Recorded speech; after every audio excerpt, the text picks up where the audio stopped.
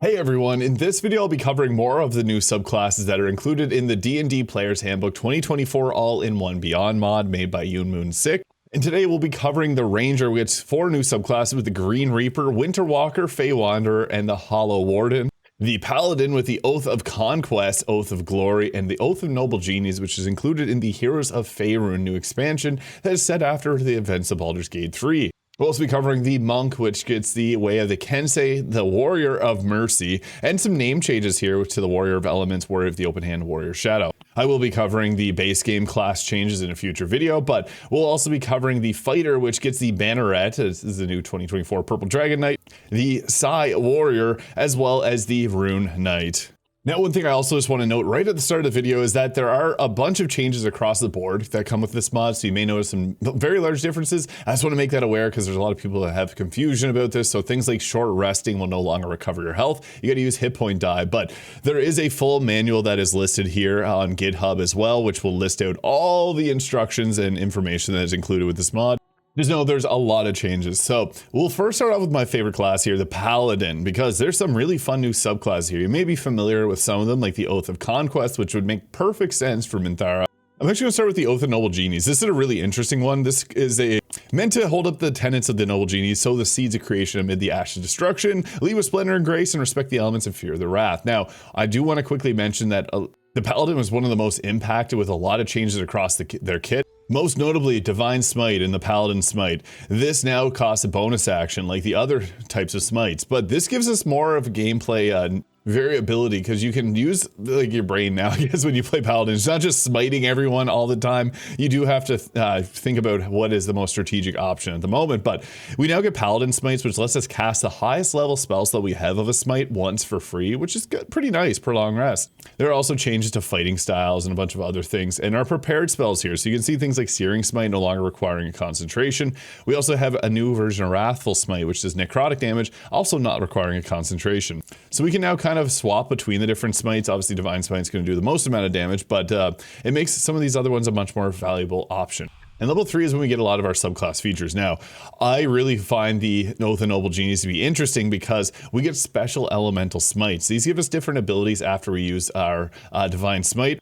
It says it uses your channel divinity. It means channel oath charge, but we also get a very nice ability here, especially early in the game with the Genie Splendor. So when you're not wearing any armor, your base armor class equals 10 plus dexterity and charisma modifier. And like the Barbarian, you can also use a shield and gain this benefit, making the Paladin actually a very tanky one if you're going with the Oath of Noble Genies while still wearing clothing. And this also gives us the Chromatic Orb spell. Another interesting change is that there's actually mounts. So you get the Fine Steed. I just want to put a little disclaimer here that the Fine Steed is actually just going to be a strange ox, and you reclaim it, you get the benefits of increased attack, defense, and movement speed. You can also get knocked off your steed, and there's a Ghostly Steed as well for certain classes. It's interesting. Doesn't make a massive difference, but more movement speed, attack, and defense is always nice. Mirror Image and also Phantasmal Force are included with this subclass, so you get a wide variety of different spells here. Now, you also can get increased Aura Protection at level 12. We'll get to that though. Level 7 gives us the Aura of Elemental Shielding, so you can choose one of the following damage types, all the elemental ones, and your allies will have resistance to that damage type while within our 3-meter radius of the aura. And every time that we level up, we do get that increased Paladin Smite, that free version of it. Also, we get Abjure Enemy here at level 9, which makes an enemy do a Wisdom saving throw or become frightened for 1 turn until it takes damage. We also continue to get more Oath spells for this subclass. And level 12, here's the Aura Expansion, which makes it a 9-meter emanation. But for some reason, the Aura Protection still shows that 3-meter radius here, so that is something to keep in mind. But you can see that it does have an extended reach on it here. So, well, it looks like 3 meters, it ends up being actual 9. Now, the Oath of the Noble Genies here gets these effects after you do your smite. This is the Elemental Smite. So you got Dow's Crush here, which the Earth rising up to the target and will restrain them for up to 10 turns on a strength save. They'll do that save every turn. We also get the Genie's Escape here, which lets you do a Misty Step within 9 meters of yourself and go into an incorporeal form, which will give you resistance to bludgeoning, piercing, and slashing damage, and immunity to prone and restrained. There's the Ifriti's Fury, which does a 2d4 of fire damage, and then targets within 9 meters of you will take that 2d4 fire damage as well. And Marid Surge, the target of your Divine Smite, and each creature within a 3-meter emanation of your choice will do a strength save and get pushed 4.5 meters on a fail. This is supposed to be like a water surge. I also want to, I guess, show off that Misty Step has a very short range now, so this is one of the changes for this. So just a heads up on that if you're used to using Misty Step to getting away really far away, it is now only a 9-meter radius. And here is the Fine Steed, so you can summon this in here. And we got our Loyal Ox Companion, which you can then use to mount here, which takes it back, and then you get all the bonuses. You get plus to your armor class, your movement speed, and your damage rolls. But yeah, I really like the Oath of Noble Genies Paladin. It's quite strong, getting those special elemental smite versions. You got the charisma modifier added to your armor class while wearing shields. It's pretty nutty. Next, we'll be following up with the Oath of Glory here, which has the glory tenets. Endeavor to be known by your deeds, face hardships with courage, and inspire others to strive for glory. This subclass gives Inspiring Smite. So after we cast Divine Smite and expend one use or channel oath, you distribute temporary hit points to creatures that are choosing within 30 feet. We roll a 2d8 plus our Paladin level, and we'll distribute those between the targets that we select. So that's actually really nice. We also get the Peerless Athlete. You get advantage in strength, athletics, and acrobatics checks, and a distance of jumps will be increased by 3 meters. This also gives us Heroism and Guiding Bolt spell, Magic Weapon, and the Enhance ability upon hitting level 5. Subclass feature the Aura of Alacrity. Your speed increases by 3 meters. In addition, when an ally enters your Aura of Protection for the first time on a turn or starts their turn there, they get the 3 meters of movement speed that we have on the end of their next turn, until the end of their next turn. So nice little boost of speed there for a couple turns. And yeah, that 3 meters is actually quite a lot, especially when you can stack that up with some other abilities. Now, we all get Abjure Enemy here at level 9, but this one also gives haste at level 9 and the protection from energy. I really like that Aura expansion though, just because in a video game setting like Baldur's Gate 3, the Paladin's really tricky unless you like having your team get hit with Fireball often, even though it does protect it with it. It's nice to have that larger radius, so you don't have to huddle up. And here is our Inspiring Smite. So poor star in there got hit. You can then go ahead with choosing the Inspiring Smite, which allows you to choose how many targets you want to select this to get the temporary hit points. So I can put on myself, get those 12 there. My Paladin level is 12, so the 2d8 didn't end up getting rolled from what I can tell. We have the 12 hit points there though. My apologies. Baldur's Gate 3 has been crashing a lot since the latest hotfix has been making some problems, so just disregard my tab looks a little different here, but we'll be continuing on here with the Oath of Conquest. As mentioned, this is a great one for Minthara. This gives a guided strike similar to the War Domain Cleric. Channel the guidance of your god to strike with a supernatural accuracy, adding a +10 to our attack roll, and the Conquering Presence. You make a 9 meter radius and you make all those targets do a wisdom save, and if they end up failing, they end up getting frightened for 1 minute, which is 10 turns, and they do this save every single turn to try and end it. And the guided strike there, use your channel oath charge. You also get Command and Armor of Agathis, 2 incredible spells. Level 5 gives us Hold Person and Spiritual Weapon. And level 7 gives us the Aura of Conquest. So when a creature is affected by our Aura of Conquest, it must do a wisdom save or become frightened till the end of your next turn. And a creature that is frightened inside the Aura will take psychic damage equal to half your Paladin level at the start of its turn. We also have the Fear spells and Bestow Curse at level 9. Basically, the gameplay loop of this one is to use your Aura of Conquest here. This will end up making the enemies frightened and take some psychic damage. Although if you're using the Resonance Stone, they'll only end up taking a 1d4 bonus extra psychic damage instead of the doubled. So there's a heads up on that. We also have a bunch of fun options for spells, like Spiritual Weapon with the Mace can make it so that we land our Hold Person and Command a little bit easier. Here is our Conquering Presence. We can use that to make those targets do the saves in that 9 meter radius. So this is all about like control by using fear on the enemies and doing a little bit extra damage in close areas. Now next up, we'll focus on the Ranger. The Fey Wanderer, Hollow Warden, Green Reaper, and Winter Walker all have their own unique lanes. I'm going to start off with the Green Reaper. I think this one's really fun because it's poison damage focused. So as you continue to level up, we get more different abilities here. At level 3, we get the Envenomed Attack. When you hit a creature with an attack roll using a weapon, you can cause the target to take an additional 1d4 of poison damage. At level 3, we also get Poison Control. You have resistance to poison damage and an advantage on saving throws to end or avoid the poison condition. In addition, you also get the protection from Poison Spell with expending a spell slot for free. And Ray of Sickness as a spell. You also get some other abilities as we level up. This class at level 5 also gives us the Hold Person spell. Again, one of the better spells in the game just for the crowd control it brings to your team. We also get Roving here, so your speed is increased by 3 meters when you're not wearing heavy armor, so good for medium armor wearers. The Ranger has a lot of different changes across the board. This gives us at level 7 the Toxic Tradecraft. Once per turn, we deal poison damage to a creature with a weapon. You can expend a spell slot, no action required. The attack deals an extra 1d6 of poison damage, and the target gains poisoned until the end of your next turn. You can also add a toxin effect on top. Level 9 also gives us Bestow Curse, but we get some fun spells here, like Flame Arrows, which lets you do additional 1d6 fire damage on your ranged attacks. Ashellard and Stride gives you fire damage on your movement. Lightning Arrow still sucks and takes up your bonus action. We also get things like Summon Fey Dog as well, and Elemental Weapon, which is still a concentration. But Magic Weapon at level 2 is not. Level 10 also gives Tireless. As a magic action, you can give yourself a number of temporary hit points equal to 1d8 plus your wisdom modifier. You can use this action a number of times equal to your wisdom modifier, and you regain all expended uses when you finish a long rest. This is a ranger ability here. And you also get hide in plain sight, adding a +10 to stealth checks as long as you don't move.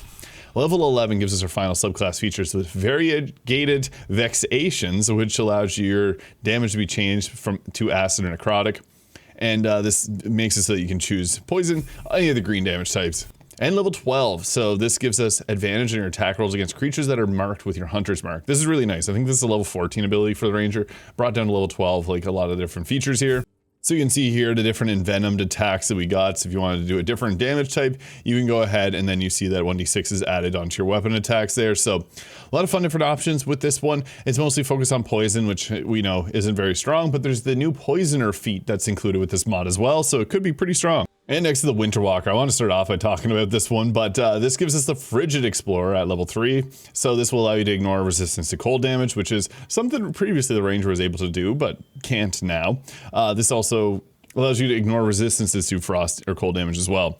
When you hit a creature with a weapon attack, you can cause the target to take a 1d4 of cold damage and Hunter's Rhyme. Ice rhymes you and your prey, protecting you and slowing them. When you cast Hunter's Mark, you gain temporary hit points equal to 1d10 plus Ranger level. Additionally, when a creature is marked by Hunter's Mark, it can't take the disengage action. And we get Ice Knight.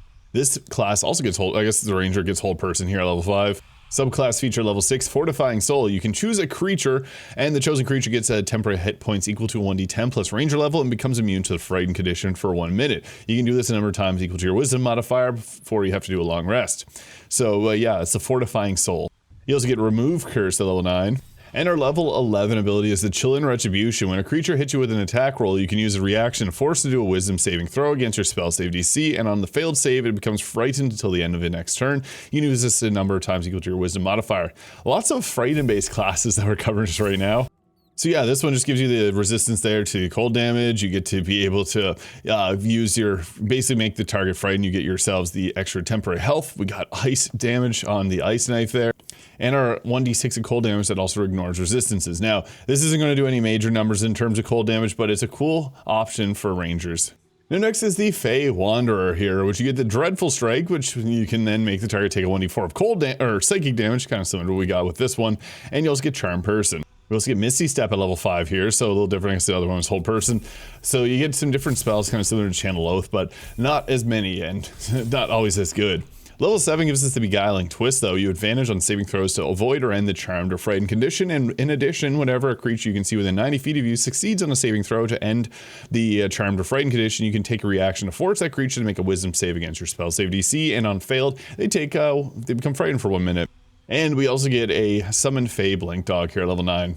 And for our level 11 ability, we get Fey Reinforcement. So you can cast the Summon Fey once without a spell slot, and you regain the ability to cast this when you finish a long rest. So yeah, this mod lets you know what the dog doing, and even better, it does not require yourself a concentration like some of the other versions, which you see there normally requires a concentration. So we can summon in our 30 hit point dog here, and we also got the Roar, which can menace nearby targets. It's got a regular 2d6 bite attack plus a 3 damage. So yeah, it's cool if you're looking for a ranger that's got a dog companion. This is a cool one. And finally, we have the Hollow Warden. When you cast your Hunter's Mark, you transform, gaining the bonus to your armor class equal to your wisdom modifier for the spell's duration. You also get the Unnerving Aura here. So when you're concentrating on Hunter's Mark, when an enemy starts their team within a 10-foot emanation origin on you, it must make a wisdom save or against your spell save DC. On a failed save, it can either take an action or a bonus action, but not both on the same turn. And you also get the Wrathful Smite here. Our level 5 spell this time is Spike Growth. And we get the subclass feature level 7, Hungering Might. You gain a bonus to Constitution saving throws equal to your Wisdom modifier, and additionally, once per turn, when you hit a creature with an attack roll while concentrating on your Hunter's Mark, you regain hit points equal to a 1d10 plus your Wisdom modifier, provided your hit points are below 50%. And this subclass actually gets us the Phantom Steed, which will show off here. So a quasi-real horse-like creature. It's a glowing ox horse mount thing. Also the skill proficiency that you can choose here. What's cool is the Fey Wanderer actually gets choice of Persuasion, Performance, and Deception. This one doesn't get those options, but something I just want to quickly mention. And once we hit level 11, we get our Eerie Aura Necrotic. So when a creature fails a saving throw against your spells, it takes necrotic, poison, psychic damage of your choice equal to your ranger level. So you get to choose between those. We also get the strangling roots. So normally we can sap enemies with our attack, which gives them disadvantage on their next attack. You can also do the slow weapon property in addition to a different property for using that weapon. And you can also do that with a ranged weapon too. So kind of cool. You can apply extra conditions with the new weapon masteries that are added. So yeah, you get the little toggle here to choose which of these eerie auras you want to have. And the quasi phantom seed here, sorry, I was reading another word there. Oh yeah, you have to target yourself. Well, this one's like the other, and it'll summon in right beside you this time around. Then you do the same little song and dance here by mounting it. This gives you that same increase to your overall movement speed as well as your damage. And what's cool about this one is that it's, you can't fall off it. Actually, never mind, you still can. It's a little bit harder. Now next we got the Monk, which has some fun ones. Now there's only really 2 new ones. The way the Kensei, this is all offensive focus, which gives you different weapons you can choose for the Monk, and the Warrior of Mercy, which is more so healing focused. You can do the Hands of Healing. I will again be doing a video where I break down the changes to the base game classes, so you can stay tuned for that, and subscribe if you want to see that. The way the Kensei here gives us Kensei weapons. So you gain proficiency in the following weapons you see there. Previously, you could select them. This is nice to get all of them. Agile Parry. You can make a weapon attack with a Kensei weapon on your turn, and you gain a bonus +2 to armor class until the start of your next turn when you're holding that weapon and not incapacitated. And you get the Kensei Shot. As a bonus action, you can deal additional 1d4 of damage with a ranged Kensei weapon attacks. So yeah, you can use that to buff up if you want to use hand crossbows, which, never mind, I think it has to be a drow to get that one, but you can use longbows and short bows. Level 6 gives us our magic Kensei weapons, which will overcome any physical damage resistances. We also get the Death Strike. So when you hit a creature with a Kensei weapon, you can expend 1 key point to cause the weapon to do extra damage equal to your martial arts die. You can use this on one of your turns. Only once on your turns. Now, once we get to level 10, we get another new Monk feature here, the Heightened Focus. So Flurry of Blows lets you make 3 unarmed strikes instead of 2. Patient Defense grants temporary hit points equal to 2 of your martial arts die. And Step of the Wind allows you to move a willing large or smaller creature without provoking opportunity attacks. Pretty nice to be able to do an additional punch there, but we get a subclass feature level 11, Sharpen the Blade. As a bonus action, you can expend 3 key points to grant a Kensei weapon you touch a bonus to attack and damage rolls equal to the number of key points spent, so making it a +3 weapon. Pretty good stuff if you're asking me. A +3 to your attack rolls is very nice in a mod like this. So yeah, if you want to sharpen the blade, you can then make your weapon that much more powerful, which is super nice. And it's actually giving the damage here, even though it's not supposed to technically, I guess, on this weapon, but it's not a Kensei weapon. We're still using it anyways. It still gives the benefits. And it'll also make your blade glow a color here too. So yeah, typically we want to be obviously punching and stuff, but what's cool is you can see we can do 3 punches now with our Flurry of Blows, which do as a 1d10, so we can then go around doing that. We got extra damage off on top of it. That's pretty solid overall. Punching and weapons, a lot to like here. And next we got Warrior of Mercy, which lets you punch your teammates back to health. So you get the Hand of Harm here, so once per turn when you hit a creature with an unarmed strike that deals damage, you can expend 1 key point to deal extra necrotic damage equal to 1 roll of your martial arts die plus wisdom modifier. And we also get the Hands of Healing. As a magic action, expend 1 key point to touch a creature and restore a number of hit points equal to a roll of your martial arts die plus your wisdom modifier. And you also get the Implements of Mercy, so you gain proficiency in Insight and Medicine. And that is our Hand of Healing there, which can give a nice little bit of healing. It goes up to a 1d10. Level 6 gives us a Physician's Touch, Hand of Harm. When you use your Hand of Harm on a creature, you can also give the creature the poison condition till the end of your next turn. And Hand of Healing, when you use that spell, you can use, end one of the following you see on a creature. You heal blind, paralyzed, poisoned, or stunned. Removing stun is insanely good, so yeah, have that in your back pocket and your monk can run around and end up relieving your team. Evasion, still really good. Evasion's nice to have on a monk because again, they're just going to be taking hits here. Unfortunately, the monk can't grapple like they are able to in D&D, which is one of their biggest strengths. But once we get to level 11, we get the Flurry of Healing and Harm. So you can use the Flurry of Healing when you use Flurry of Blows. You can apply a Hand of Harm to one of those strikes. So if you're beside a teammate, you can like punch someone in the face, turn around and healing punch your teammate, and then punch someone else back. it's cool. And this also does not expend key point as well. So yeah, you can go ahead with your triple punches of healing here. It's nice because yeah, with like it's not going to be a really strong option. Again, healing is not the most like ideal thing to do in Baldur's Gate 3, but you can see there it's nice if you don't have any other things that you'd like to do in a turn. And for the fighter, the Banneret, Psi Warrior, and the Rune Knight, which we'll start with. This one's fun because you're a rune carver and you can grow in basically like a giant type version of a fighter. We got different runes here. So like the Cloud rune here, This, whenever you invoke the rune for the next 2 turns, the attacker targets the nearest creature other than you. With the fire rune here, you deal additional 2d6 fire damage and force the target to do a strength save. And on a failed save, they get restrained for 1 turn or 1 minute, which is 10 turns, and take 2d6 fire damage at the start of each of its turns, and then it can keep trying to free itself. The frost rune, which will use as bonus action, invoke the rune to get a +2 to AC, strength, and constitution ability checks, as well as saving throws for 10 minutes. And you get advantage on animal handling and intimidation checks. And the stone rune, as a bonus action, you can invoke the rune to target 1 creature within 30 feet. It must do a constitution saving throw or become petrified and incapacitated with a speed of 0 for 10 turns. Each target can do the saving throw each turn to try and stop that. So yeah, these are much more powerful than they were previously. This subclass did get a bit of a buff in the 2024 rule set. So go with the fire and ice. Another cool thing, level 5 tactical shift. When you activate your second wind with a bonus action, you can use move up to half of your movement speed without provoking opportunity attacks. Level 7 gives us the runic shield. So when a creature you can see within 60 feet is hit by an attack roll, you can use this reaction to impose disadvantage. You can do this 3 times and regain all uses after a long rest. And at level 9 fighter, you get 1 more use. We also get new runes here. With the hill rune, as a bonus action, you can invoke the rune to get resistance to bludgeoning, piercing, slashing for 10 turns, advantage on saving throws against poison, and resistance to poison damage.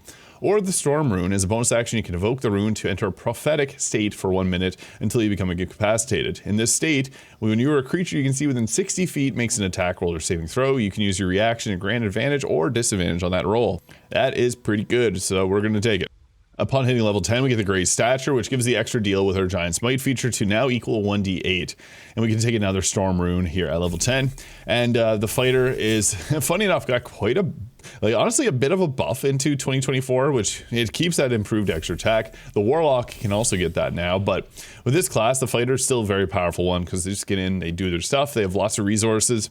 This gives us here at level 12 the Master of Runes, though. You can invoke each rune for your Rune Carver feature twice instead of once, regaining all uses on a short or long rest. So yeah, the runes are really nice because you can pop these at any time, like this cold one here to give yourself that boost to your armor class, the Frost Fortitude, you got the Giant Smite here, which you can basically enlarge yourself with, so that's cool, we like getting big. And then the second wind is really nice because this uses a second wind charge here, 4 of them per long rest, equal to the proficiency bonus, but whenever you do that, you get the increased movement speed afterwards. So we're big, large, in charge, and we do a bit of extra fire and cold damage on attackers. This is a really fun subclass. Next is the Psi Warrior. This is perfect for a Lae'zel playthrough. So we got our psionic power here. So you harbor a wellspring of psionic energy within yourself. So you're represented by our psionic energy die, which fuels the powers that we have from the subclass. You regain 1 of your expended psi die whenever you finish a short rest and regain all of them on a long rest. You'll see the protective field here. When you are another creature you can see within 9 meters of you takes damage, you can use a reaction to spend 1 psionic energy die, roll the die, and reduce the damage taken by a number equal to your intelligence modifier. And the Psionic Strikes. You can propel your weapons with Psionic Force once on each of your turns immediately after you hit a target with 9 meters of you with an attack and deal damage to it while wielding a weapon. You can expend 1 Psionic Energy die, rolling it and dealing force damage equal to the target and equal to the number of your intelligence modifier. So this is like the Eldritch Knight, but more psychic focused.